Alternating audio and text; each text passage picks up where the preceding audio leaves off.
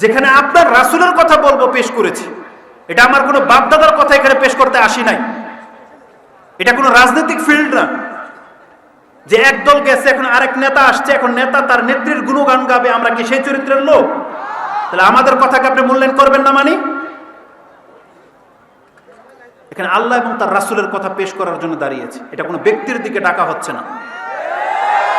কারণ আমরা ইদানিং দেখতে পাচ্ছি এতদিন যেই দল ক্ষমতায় ছিল আমাদের বক্তব্যে এসে সেই নেতারা এসে খুব ডিস্টার্ব করতো, তারা তাদের নেত্রীর গুণগান গাইতে গাইতে একেবারে আধা ঘন্টা 1 ঘন্টা শেষ।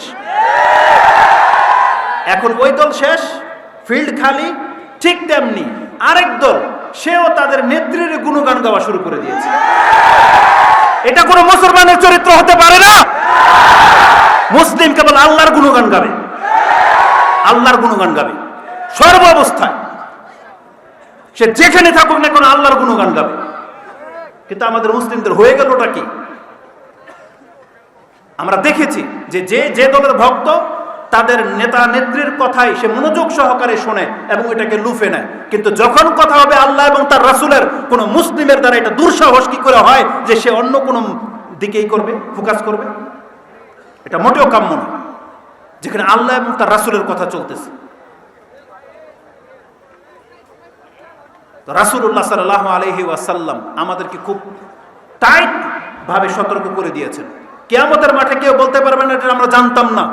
আসুন আপনাকে প্রথম সতর্কবাণী শোনাই। রাসূলুল্লাহ সাল্লাল্লাহু আলাইহি ওয়াসাল্লাম থেকে তিনি ইমাম মুসলিম একটা হাদিস কোট করেছেন, যেই হাদিসটি আপনি মুসলিমের 422 নম্বরে পেয়ে যাবেন। আচ্ছা, এখানে শব্দ করে কে ভাই? কি সমস্যা এখানে?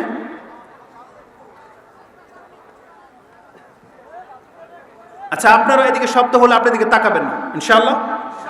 জি, 5টা মিনিট অন্তত ধৈর্যটা হারায়েন না। রাসূলুল্লাহ সাল্লাল্লাহু আলাইহি ওয়াসাল্লাম তিনি বলেছেন, কুল্লুন নাসি ইয়াগদু ফাবাইউ নাফসাহু ফামুতিকুহা আও মুবিকুহা। তোমরা কান খাড়া করে শোনো, প্রত্যেকটা মানুষের সকাল হয়, সে নিজেকে খরচ করে। সারাদিন যে কাজ করে সে, এই কাজের মাধ্যমে সে নিজের দেহের এনার্জিটাকে সে খরচ করে, নিজের আত্মাটাকে সে খরচ করে। দেহের মাধ্যমে, চোখের মাধ্যমে, কানের মাধ্যমে, পায়ের মাধ্যমে, হাতের মাধ্যমে সে তার আত্মাটাকে ব্যবহার করে।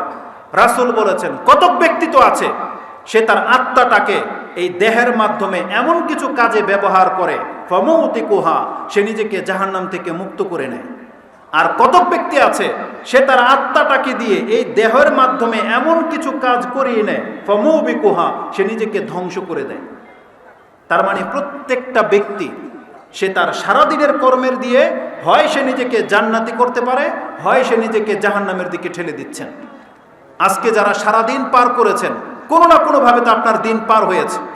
যারা 5 ওয়াক্ত সালাত আদায় করেছেন তাদেরও দিন পার হয়েছে। যারা হালাল খেয়েছেন তাদেরও দিন পার হয়েছে। যারা আমাদের মতো দাঁড়িয়ে আছে তাদেরও আজকের দিন পার হয়েছে। যারা টাকটার উপরে প্যান্ট পরেন তাদেরও দিন পার হয়েছে।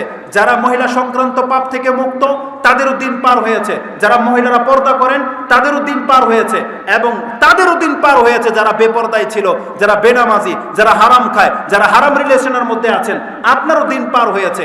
এবার রাত ফুরাবার সময়, এবার আপনি কম্পেয়ার করেন জিতলো কে, এবার আপনি কম্পেয়ার করেন সবচেয়ে ভালো পয়েন্টের মধ্যে আছে কে, আপনি এবার কম্পেয়ার করেন।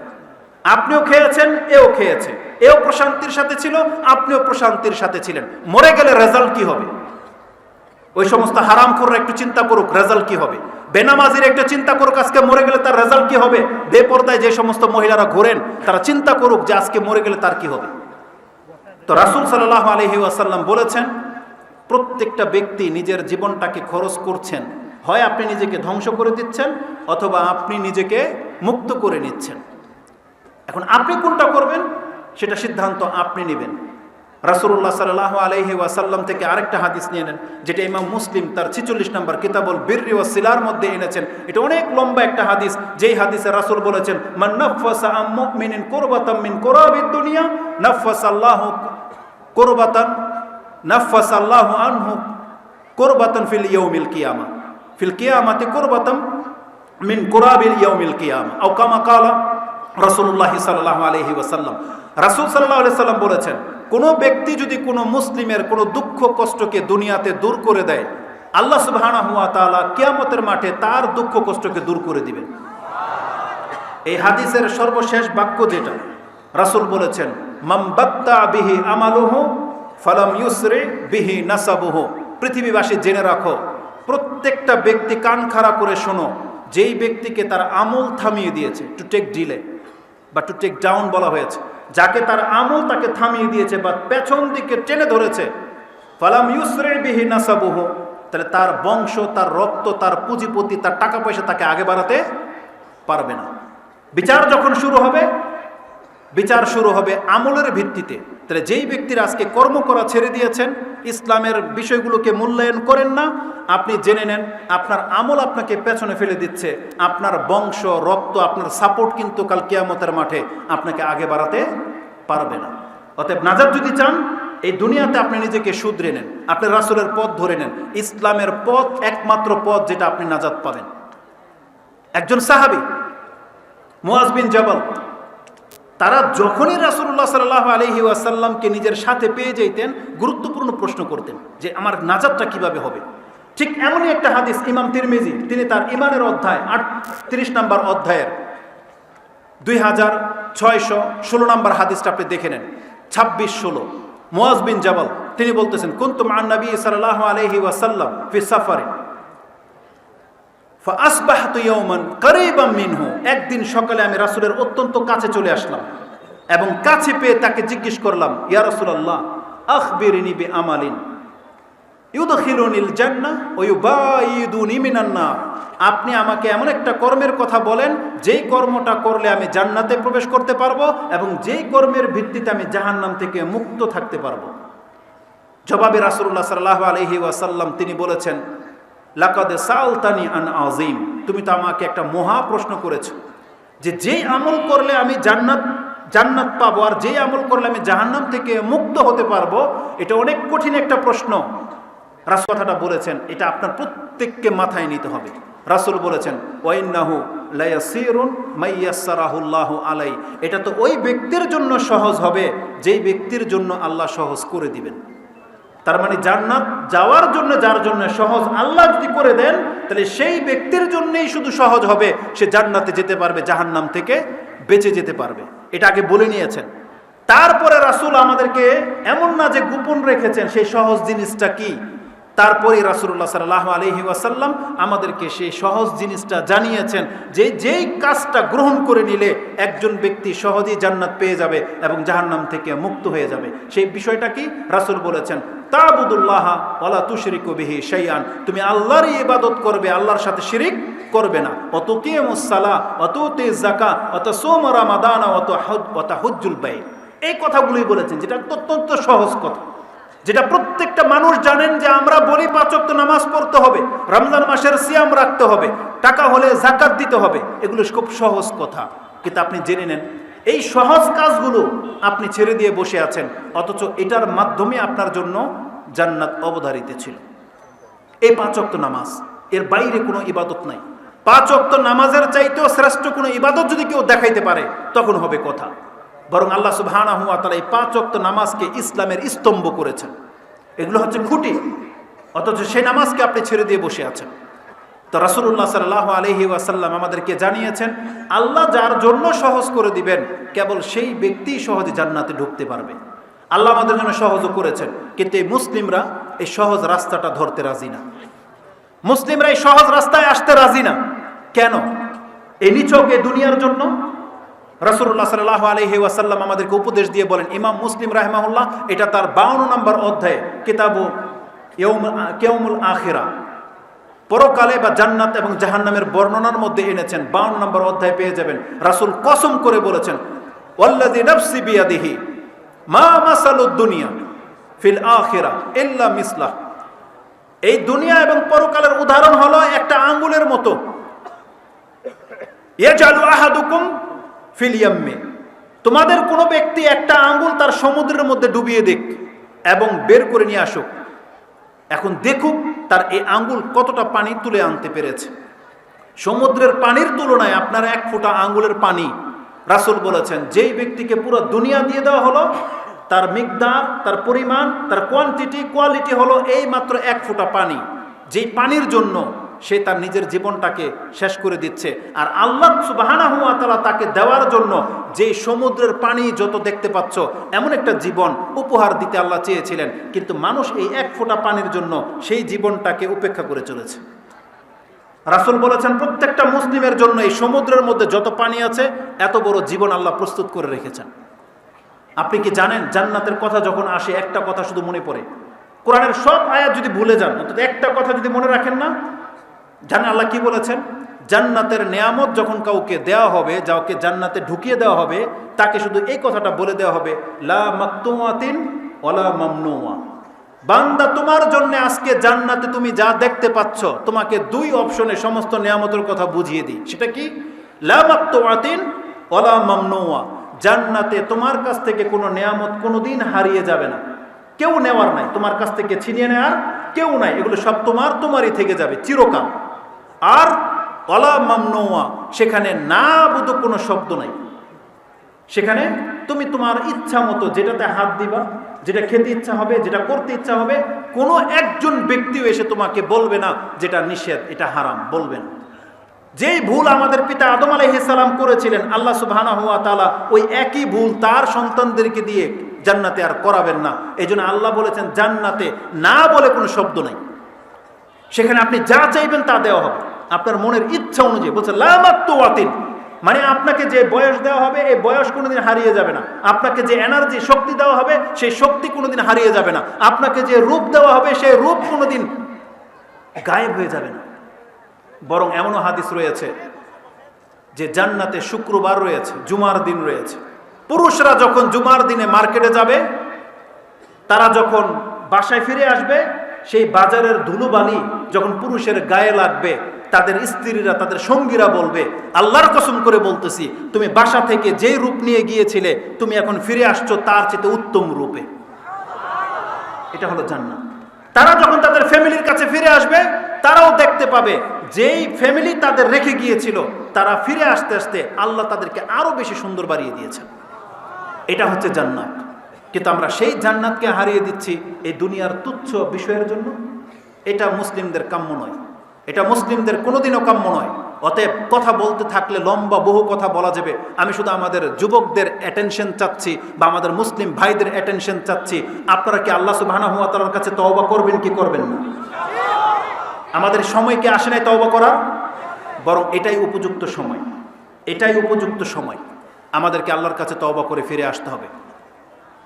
আপনি বিশ্বাস করেন আর না করেন, আপনি বিশ্বাস করেন আর না করেন, আল্লাহ সুবহানাহু ওয়া তাআলা আকাশ থেকে নতুন করে কোনো ফেরেশতা নাজিল করবে না, নতুন করে আর কোনো কিতাব নাজিল হবে না। পৃথিবীর বয়স একেবারে শেষ প্রান্তে চলে আসছে, প্রত্যেকটা মানুষ নিজেকে সতর্ক করার সময় এটাই।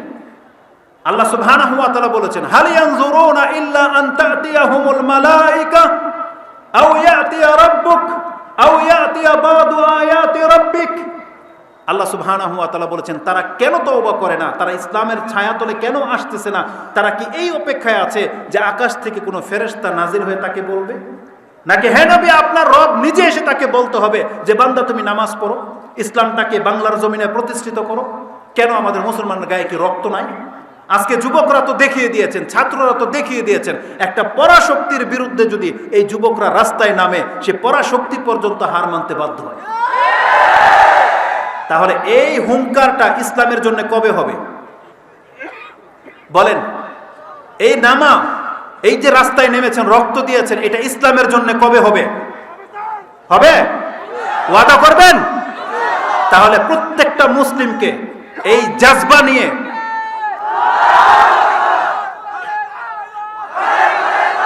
তাকবীর, লিল্লাহি তাকবীর, আমাদেরকে জাগতে হবে। রাসূলুল্লাহ সাল্লাল্লাহু আলাইহি ওয়াসাল্লামকে হেফাজত করেছিলেন যেমন যুবকরা, আমাদের যুবকদের দায়িত্ব এটা ইসলামের হেফাজত করা। নাহলে কাল কিয়ামতের মাঠে কিন্তু আপনি আল্লাহর কাছে জবাব দিবেন, কারণ এটা কিন্তু আমানত স্বরূপ ছিল। আজকে এতদিন কেন লেগে যাচ্ছে বাংলার জমিনে ইসলাম প্রতিষ্ঠিত হচ্ছে না কেন? কারণ আমরা নিজেরা মুসলিমরা নিজেদের ঐতিহ্যকে ভুলে গেছি। এটা আমাদের ঐতিহ্য না, আমাদের ঐতিহ্য হচ্ছে ইসলাম। আমরা আল্লাহর গোলাম। আমরা যদি মাথা নামাই তাহলে একমাত্র আল্লাহর কাছে মাথা নামাইতে হবে। আপনারা কি তওবা করবেন ইনশাআল্লাহ? অন্তত পক্ষে 5 ওয়াক্ত নামাজ কোনো ব্যক্তির ছুটতে পারে না, এটা জেনে নেন। আপনাকে 5 ওয়াক্ত নামাজ আদায় করতেই হবে। তাহলে এটা হবে আমাদের এই মাহফিল বা আমাদের বক্তব্যের সার্থকতা। এটাই হবে আমাদের বক্তব্যের সার্থকতা। আমরা দেখতে চাই যে আমাদের যুবকরা নামাজি ইনশাআল্লাহ, আমাদের যুবকরা দাড়ি রাখবেন ইনশাআল্লাহ, আমাদের যুবকরা নেশা মুক্ত হবেন, এটা আল্লাহর কাছে আমরা দাবি করি। এবং আমাদের মা বোনদের শৃঙ্খলা ফিরে আসুক, আমরা প্রত্যেকটা গার্জিয়ানের দৃষ্টি আকর্ষণ করি। পিতা হিসেবে আপনি আপনার দায়িত্ব পালন করবেন, যুবক ভাই তুমি ভাই হিসেবে তোমার দায়িত্ব পালন করবে, তোমার বোন যেন বেহাইমি করতে না পারে রাস্তায়, এটা ওয়াদা করতে হবে। কারণ আজকে আমাদের জীবন এই বিপর্যয়ের দিকে চলে গেছে আমাদের লাগামহীন জীবন চলার কারণে। জ্যাম কি আর আমাদের আমল হয়ে গেছে ফুরুতা। আল্লাহ বলেছেন যারা আল্লাহ সুবহানাহু ওয়া তাআলার জিকির থেকে মুখ ফিরিয়ে নেয় তাদের আমল এরকম হয়ে যায়, ড্যাম কেয়ার হয়ে যায়, তারা কোনো পরোয়া করেন। এমনটা মোটেও হওয়া উচিত নয়। রাসূলুল্লাহ সাল্লাল্লাহু আলাইহি ওয়াসাল্লাম যদি থাকতেন আমরা যেমন তার সঙ্গ দিতাম, আমরা যেমন তার সাথে জিহাদ করতাম, আমরা যেন তার সাপোর্টে লেগে থাকতাম। রাসূল তো নয়, কিন্তু তার দিন তো আমাদের কাছে রেখে গেছে। এজন্য আমাদের মুসলিমদেরকে জাগতে হবে। এটা শুধু মুখের নয়, অবশ্যই আপনি অন্তর থেকে এটা রিয়ালাইজ করতে হবে যে আমাদের ইসলাম ধর্ম হচ্ছে শ্রেষ্ঠ ধর্ম। আপনাকে প্রাউড ফিল করতে হবে যে আমি মুসলিম, আমার পরিচয় হচ্ছে এটা। এটাকে আপনাকে প্রমোট করতে হবে, ইসলামটাকে যাদের কাছে তুলে ধরতে হবে, নৈতিক চরিত্রের মাধ্যমে, আপনার পোশাক আশাকের মাধ্যমে, আপনার ব্যবহারের মাধ্যমে। এটা আমাদেরকে করতে হবে। কিন্তু জানি না সেই সৌভাগ্য আমরা দেখতে পাবো কিনা যে বাংলার জমিনে কোরআনের আইন চলবে। যুবকরা দাঁড়িয়ে গেলে এটা সম্ভব। আল্লাহ তুমি আমাদের যুবকদেরকে কবুল করো, আল্লাহ তুমি আমাদের ভুল ত্রুটিগুলোকে ক্ষমা করো, আল্লাহ তুমি আমাদেরকে 5 ওয়াক্ত নামাজ পড়ার তৌফিক দান করো। ইব্রাহিম আলাইহিস সালাম যেমন তিনি নিজের এবং তার সন্তানের জন্য দোয়া করেছিলেন, আল্লাহ আমরা তোমার কাছে দোয়া করি, আল্লাহ তুমি আমাদেরকে এবং আমাদের সন্তানদেরকে নামাজি বানিয়ে দাও। ওয়াজুনুবনি ওয়া বানিয়া নাবুদাল আসনাম, আল্লাহ তুমি আমাদেরকে এবং আমাদের সন্তানদেরকে পুতুল পূজার নোংরামি থেকে বাঁচিয়ে রাখো। আল্লাহর কাছে প্রতিনিয়ত আশ্রয় চাইবে। এই দিন কিন্তু একটা আমানত, আল্লাহ আমাদের একটা আমানত স্বরূপ দিয়েছে, এটা আমানত। আমাদের মুসলিমদেরকে এটা রক্ষা করে চলতে হবে। রাসূলুল্লাহ সাল্লাল্লাহু আলাইহি ওয়াসাল্লাম আমাদেরকে বলেছেন পৃথিবীর বয়স একবারে শেষ প্রান্তে চলে এসেছে, আমাদেরকে তওবা করে ফিরে আসার এটাই উপযুক্ত সময়। এইভাবে যদি আমরা প্রত্যেকটা জায়গায় যুবকদের সাথে এটা ওয়াদাবদ্ধ হতে পারি, আমরা যদি করে দেখাতে পারি যে আজকের পর থেকে যুবকরা নামাজি হয়ে যাবে, যতগুলো সেমিনার বাংলার জমিনে হবে 1 বছরের মধ্যে বাংলার চিত্র চেঞ্জ হয়ে যাবে। আল্লাহ সুবহানাহু ওয়া তাআলার কাছে আমরা তৌফিক কামনা করি। আমাদের অপারগতার কারণে, আমাদের মূর্খামির কারণে আজকে এই জাতি অনেকটা পেছনে চলে গেছে। এজন্য আমরা আল্লাহর কাছে ক্ষমা চাচ্ছি। প্রথম, আল্লাহ তুমি আমাদেরকে ক্ষমা করো এবং আমাদের এই জাতিটাকে কোরআন এবং সুন্নাহর দিকে ফিরে আসার তৌফিক দান করো। আমাদের মা বোনরা, আপনি কি জানেন তাদেরকে ইসলাম শিক্ষা থেকে অনেকটা দূরে ঠেলে দেওয়া হয়েছিল, কিন্তু সালাফি দাওয়াতের মাধ্যমে, আহলে হাদিস বলেন, সালাফি বলেন, তাদের এই উদ্যোগের মাধ্যমে প্রত্যেকটা মসজিদে মহিলাদের জন্য খুতবা শোনার ব্যবস্থা করার মাধ্যমে আলহামদুলিল্লাহ তাদের দিন শিখার একটা ব্যবস্থা হয়ে গেছে। এভাবে যদি তারা দিন শিখতে পারে, আমাদের ঘরগুলো কলঙ্ক মুক্ত হয়ে যাবে, আমাদের ঘরগুলো কুসংস্কার মুক্ত হয়ে যাবে, আমাদের ঘরগুলো শিরিক মুক্ত হয়ে যাবে। আজকে শুধু আমরা মাঠে ঘাটে চিৎকার করি এটা বেদাত, ওটা বেদাত, এটা শিরিক, ওটা শিরিক। আপনি কি জানেন একটা পুরুষ সমাজের মধ্যে বাহ্যিকভাবে যত কুসংস্কার লিপ্ত, তার চাইতে শতগুণে বেশি কুসংস্কার ঘরের ভিতরে মহিলারা পালন করে। যত রকমের টুটকা, তাবিজ কবজ, ঝাড়ফুঁক, কালি, কায়তন বলেন, যা কিছু বলেন, দেখবেন এদের সাথে মহিলাদের সম্পর্ক সবচেয়ে বেশি। এটা তো হওয়ার উচিত ছিল না। আমাদের মা বোনদেরকে ইসলামের শিক্ষা শিখতে হবে। আমরা যদি তাদেরকে কোনো বই গিফট করি, কি গিফট করি? বাসর রাতের আদব, স্বামীর খেদমত। বক্তব্য দিলে হুজুররা কি বক্তব্য দেয়? স্বামীর খেদমত করতে হবে, তাই না? আল্লাহ সুবহানাহু ওয়া তাআলা যে কোরআন নাজিল করেছেন, এটা কি শুধু পুরুষদের জন্য? এটা কি মহিলাদের জন্য নাজিল করেন নাই? আল্লাহ যে একজন আছেন, তাওহীদ যে শিখতে হবে, এটা কি শুধু পুরুষদের জন্য, মহিলাদেরকে শিখতে হবে না? কিন্তু আমাদের পুরুষগুলোর চরিত্র কি জানেন? আল্লাহকে কি শিখাবে? সে নিজেই তার কাছে রব হিসেবে পেশ হয়ে গেছে। মহিলারা অধিকাংশ পুরুষকে সন্তুষ্ট রাখতে গিয়ে আল্লাহকে ভুলে যায়। স্বামীর সন্তোষ অনুযায়ী পাক শাক করতে গিয়ে ভাত কেমন হবে, নরম হবে না শক্ত হবে, কয়টা বাজে খেতে আসবে না আসবে, এগুলোকে মেনটেন করতে গিয়ে একজন মহিলা ভুলে যায় তার নামাজের ওয়াক্ত পার হয়ে চলে যাচ্ছে। মহিলাদের কাজ কি প্রথম ভাত পাক করা নাকি আগে আল্লাহর হক পুরা করা? আগে তো আল্লাহর হক পুরা করার ব্যাপার ছিল। আপনি কি ঘরে গিয়ে জিজ্ঞেস করেন যে তুমি নামাজ আদায় করছো, নাকি আপনি প্রথম গিয়ে জিজ্ঞেস করেন ভাত কি খাবার দাবার হয়েছে? কি জিজ্ঞেস করেন? অধিকাংশ পুরুষদের চরিত্র কি? বরং আপনাকে প্রথম কি জিজ্ঞেস করা দরকার ছিল? যে তোমার সালাত হয়েছে কিনা, এটা নিয়ে জিজ্ঞেস করা দরকার ছিল। কিন্তু আমরা তো এটা করি না। আপনার মহিলা পর্দা করে না, এটা আপনার গায়ে লাগে না কেন? এটা তো আপনার ঘৃণা লাগা দরকার, ঘৃণা লাগা উচিত ছিল। লাগে না কেন ঘৃণা আপনার? অথচ আল্লাহ সুবহানাহু ওয়া তাআলা কোরআনে বলে দিয়েছেন দুইটা আদেশ, একটা আদেশ একটা নিষেধ। আল্লাহ আদেশ করেছেন যে ইয়া আইয়ুহাল্লাযীনা আমানু কু আনফুসাকুম ওয়া আহলিকুম নারা, তুমি তোমার নিজেকে এবং তোমার পরিবারকে বাঁচাও। এটা প্রত্যেকটা পুরুষের উপরে আল্লাহ দায়িত্ব হিসেবে দিয়ে দিয়েছেন। কিন্তু এই পুরুষগুলো নিজেই দায়িত্ব পালন করে না, তার এর মহিলাকে বাঁচাবে কিভাবে? সে পুরুষই তাওহীদ বুঝে না। পুরুষ বিভিন্ন পীরের মুরিদ হয়ে যায়, তখন তার বউ তার পম্পলাম সন্তানকেও ওই পীরের মুরিদের দিকে ঠেলে দেয়। কিন্তু আপনাকে তো প্রথম তাওহীদ শিখতে হবে, ইসলাম বুঝতে হবে। কোরআনে আল্লাহ সুবহানাহু ওয়া তাআলা সূরা জুমার 39 নম্বর সূরার 15 নম্বর আয়াতে আল্লাহ সুবহানাহু ওয়া তাআলা বলেছেন ফাবুদু মা শি'তুম মিন দুনি, তোমরা যার খুশি তার ইবাদত করো। সত্য এসে গেছে, এটা মানলা না, ফাবুদুল্লাহ সুবহানাল্লাহ ফাবুদু ইন শি'তুম মিন দুনি, প্রথম টুকরাটা এটা। আল্লাহ সুবহানাহু ওয়া তাআলা বলছেন ইন্নাল্লাযীনা খাসিরু আনফুসাহুম ওয়া আহলিহিম ইয়াওমাল কিয়ামা আলা যালিকা হুয়াল খুসরানুল মুবিন। আল্লাহ সুবহানাহু ওয়া তাআলা প্রত্যেকটা মুসলিমকে কথা বলে দিয়েছেন, তোমরা কান খাড়া করে শোনো, যে আজকে নিজে নিজের ক্ষতি করলা আর তোমার পরিবারের ক্ষতি করলা, কিয়ামতের মাঠে তুমি উঠে আসো, দেখো এটাই হবে তোমার প্রকাশ্য ক্ষতি। যারা আজকে নিজে ইসলাম পালন করলেন না, আপনার ফ্যামিলিকে আপনি ইসলাম পালন করতে বাধ্য করলেন না, এটা আপনার কারণে সে গুমরাহ হয়েছে, আপনার কারণে সে বেপরদা হয়েছে, আপনার কারণে সে বেনামাজি হয়েছে, আপনার কারণে সে তাওহীদ শিখতে পারে নাই, এটা আপনার কারণে হয়েছে।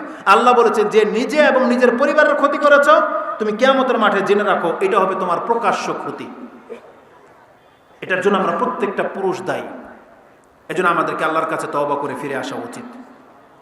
আল্লাহ সুবহানাহু ওয়া তাআলা আমাদেরকে সব কিছু জানিয়ে দিয়েছেন যে এই দুনিয়াটা ফানা হয়ে যাওয়ার সময় চলে আসছে। তোমার ইবাদতগুলো কাল কিয়ামতের মাঠে তোমার নাজাতের জন্য পেশ করা হবে।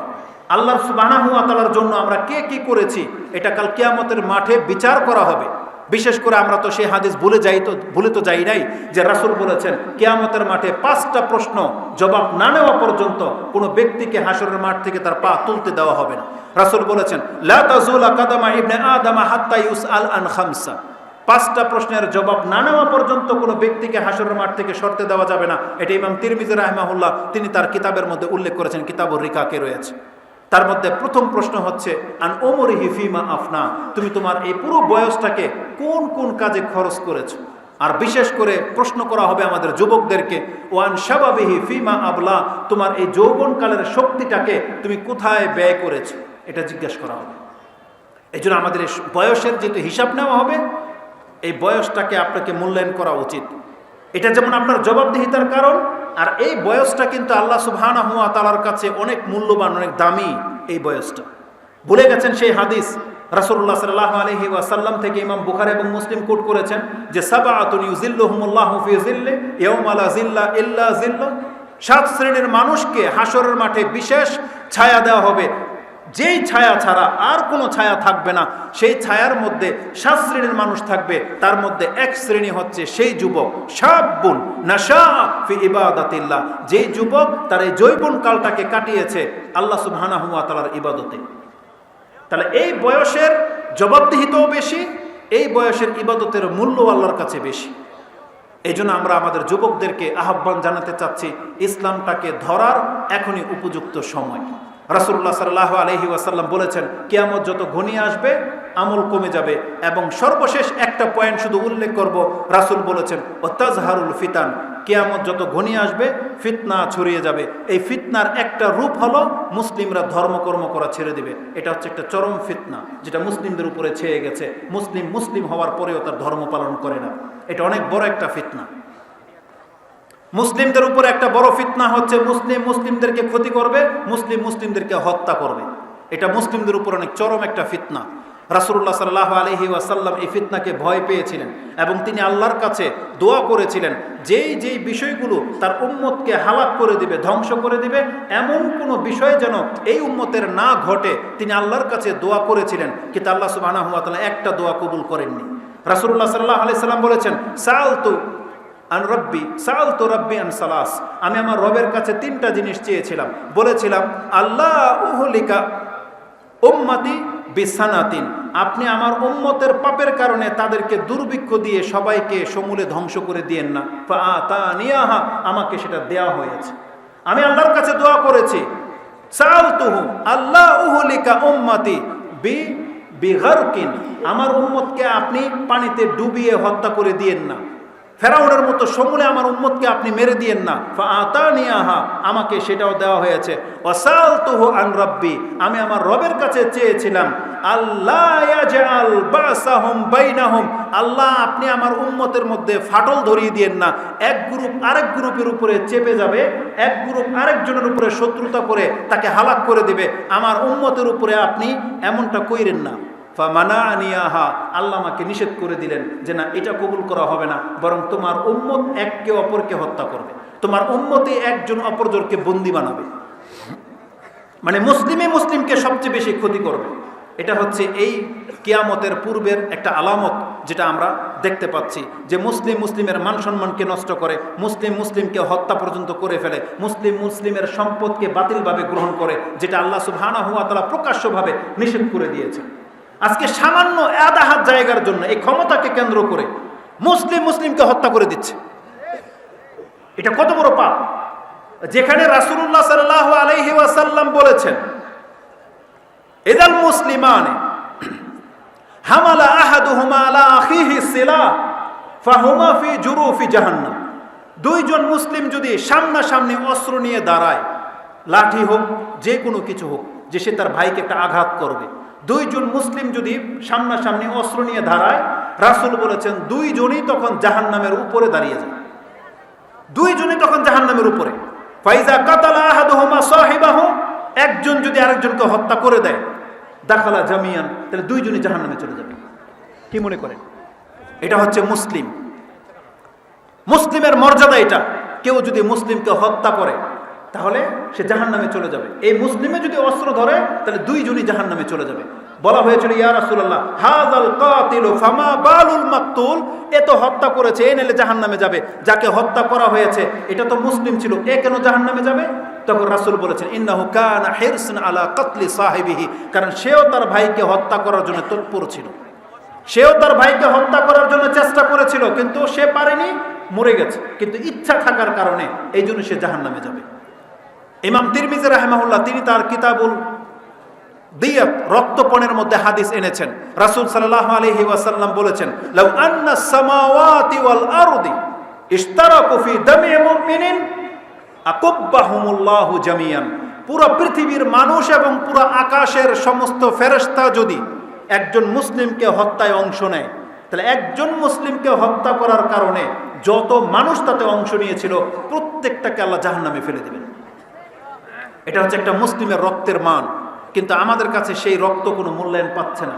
অথচ রাসূলুল্লাহ সাল্লাল্লাহু আলাইহি ওয়াসাল্লাম বলেছেন একজন মুসলিমের রক্ত, ইজ্জত, সম্মান ওই রকম হারাম যেমন মক্কার ঘর হারাম, যেমন মক্কা নগরী হারাম, যেমন কুরবানির দিন হারাম, কিন্তু আমরা সেটাকে মূল্যায়ন করি না। আমরা মুসলিমকে সামান্য কিছুর কারণে হত্যা করে দিচ্ছি। অথচ রাসূলুল্লাহ সাল্লাল্লাহু আলাইহি ওয়াসাল্লাম আমাদেরকে চরমভাবে নিষেধ করে গেছেন। যে রাসূল সাল্লাল্লাহু আলাইহি ওয়াসাল্লাম বলেছেন লা তারজিউ বাদি দুল্লালান আও কুফারান ইয়াদরিবু রিকাবা বাদিকুম রিকাবা বাদিন, খবরদার দেখো আমার মৃত্যুর পর তোমরা একে অন্যকে হত্যা করে দিয়ে গোমরা হয়ে যেও না, কুফরিতে নিমজ্জিত হয়ে যেও। এটা রাসূল সতর্ক করেছেন, কিন্তু কে কার কথা শুনে? আজকে মুসলিম হয়ে মুসলিমদেরকে হত্যা করে, মুসলিমদের সাথে খেয়ানত করে, এটা মুসলিমদের চরিত্র? তাহলে মুসলিমের দ্বারা ক্ষতিগ্রস্ত হবে, এটা হচ্ছে কিয়ামতের অনেক বড় একটা লক্ষণ। রাসূলুল্লাহ সাল্লাল্লাহু আলাইহি ওয়াসাল্লাম বলেছেন ওয়ায়ুলকা শুহা, কিয়ামতের একটা চরম নিদর্শন হলো মানুষের অন্তরের উপরে কৃপণতা ছেয়ে যাবে। রাসূল বলেছেন মানুষ কৃপণ হয়ে যাবে। এই যে মানুষ যে কৃপণ হয়ে যাচ্ছে, এটা তার বাস্তব প্রমাণ হলো দান করতে বললে মানুষের পকেট থেকে টাকা বেরোয় না। আমি 5 মিনিট শুধু এখান থেকে নেব, 5 মিনিট, তারপরে আমাদের ভাই চলে আসবে। আপনারা কি আমার কথা বুঝেন? এখন যে কথাটা বলবো এটা হচ্ছে দান সম্পর্কে, যে আমাদের মুসলিমরা যে আমরা কৃপণ হয়ে গেছি, পকেটে তো টাকা আছে, কিন্তু পকেটে টাকা আছে দেওয়ার মতো পর্যাপ্ত টাকা, কিন্তু আপনি যদি না দেন। কোরআন থেকে একটা উদ্ধৃতি আপনাকে দিয়ে দিই। কোরআনে তো আল্লাহ আলহামদুলিল্লাহ আল্লাহ সুবহানাহু ওয়া তাআলা তো সব কিছুই বলেছেন, তাই না? আসুন, আমি জানি না যে এই আয়াত আপনি এর আগে কোনোদিন এইভাবে শুনেছেন কিনা বা পড়েছেন কিনা। কোরআনে আল্লাহ সুবহানাহু ওয়া তাআলা সূরা নাহাল 16 নম্বর সূরা, তার 75 নম্বর আয়াতটি সম্ভবত এটা হবে, আমি বের করি তারপর আমি আপনাকে দেখাই। কোরআনে আল্লাহ সুবহানাহু ওয়া তাআলা সূরা নাহাল 75 নম্বর সূরা। জি, ঠিকই বলেছি। কোরআনে সূরা নাহাল 16 নম্বর সূরার 75 নম্বর আয়াতটি আপনি বাসায় গিয়ে দেখবেন।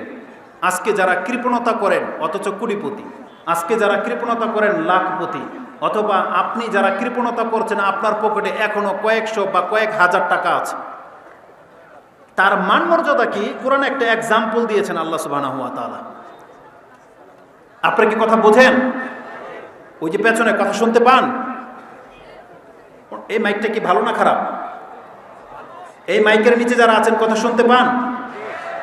একটু হাত তুলেন, দেখা যাচ্ছে না, ওই দিকটা অন্ধকার আছে। আপনারা কি শুনতে পান? জি, শুনতে পান। আল্লাহ সুবহানাহু ওয়া তাআলা কোরআনে 2 ব্যক্তির উদাহরণ দিয়েছেন, কৃপণ আর দাতা। এই 2 ব্যক্তির মধ্যে কি পার্থক্য সেটা আল্লাহ সুবহানাহু ওয়া তাআলা কোরআনে সূরা নাহল 16 নম্বর সূরার 75 নম্বর আয়াতে উল্লেখ করেছেন। কোরআনে আল্লাহ সুবহানাহু ওয়া তাআলা বলেন, ওয়াদারাবাল্লাহু মাসালার রাজুলাইনি আহাদুহুমা আবকাম লা ইয়াকদিরু আলা শাই ওয়া হুয়া কুল্লান আলা মাওলাহু। এই আয়াতটা সূরা নাহলে আছে। আরেকটা আয়াতে আল্লাহ সুবহানাহু ওয়া তাআলা বলেছেন, দারাবাল্লাহু মাসালান আবদাম মামলুকান। এই আয়াতটি আছে 75-এ। দারাবাল্লাহু, আল্লাহ সুবহানাহু ওয়া তাআলা তোমাদের কাছে এক্সাম্পল পেশ করছেন, মাসালান আবদাম মামলুকান লা ইয়াকদিরুনা আলা শাই ওয়া মান রাযাকনাহু মিন্না রিজকান হাসানা, আর যাকে আমি আল্লাহ উত্তম ভাবে রিজিক দিয়েছি, ইউনফিকু মিনহু সিররা ওয়া জাহরা, যেই ব্যক্তি সেই রিজিক থেকে প্রকাশ্যে এবং গোপনে দান করে।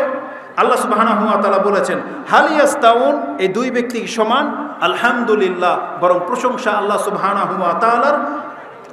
বাল আকসারুহুম লা ইয়ালামুন, কিন্তু অধিকাংশ মানুষ এটা বোঝে না। এই যে আয়াতটা আল্লাহ সুবহানাহু ওয়া তাআলা 2 ব্যক্তির উদাহরণ পেশ করেছেন, একজন হচ্ছে কৃপণ, আরেকজন হচ্ছে আল্লাহর পক্ষ থেকে রিজিক প্রাপ্ত। যেই ব্যক্তি কৃপণ তাকে উদাহরণ দেওয়া হয়েছে একটা গোলামের সাথে, কৃতদাসের সাথে। গোলাম চিনেন? আচ্ছা, শব্দ কেন হচ্ছে? জমশেদ আসছে? জি, এই জন্যই। ঠিক আছে,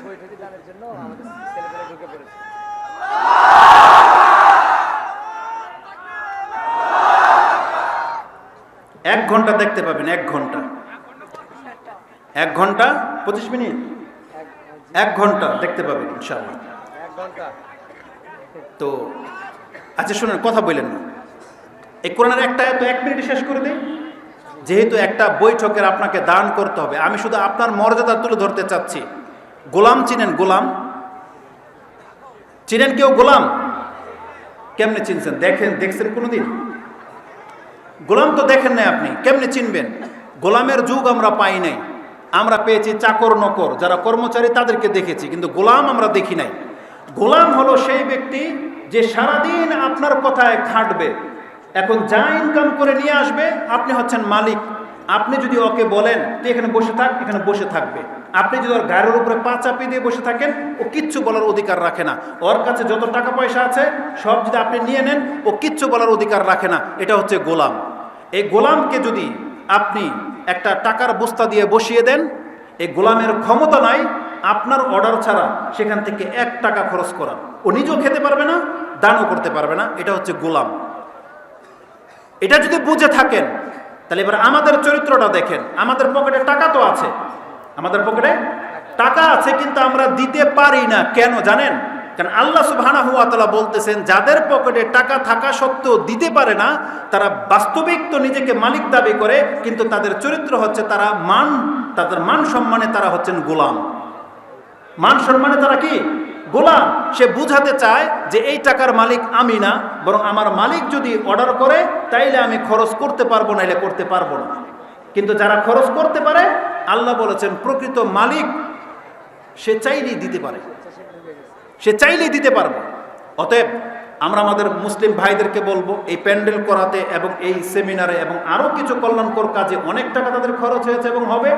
এই জন্য যারা আছেন, আপনি নিজের অন্তর থেকে প্রকাশ্যভাবে দান করেন। অনেক সময় হয়তো আমরা বক্তারা বলি কিন্তু দান করি না। এখন আমার পকেটে কত আছে আল্লাহই জানে, সব তো গুঁড়ো টাকাও লন, এটা আমাদের পক্ষ থেকে জান।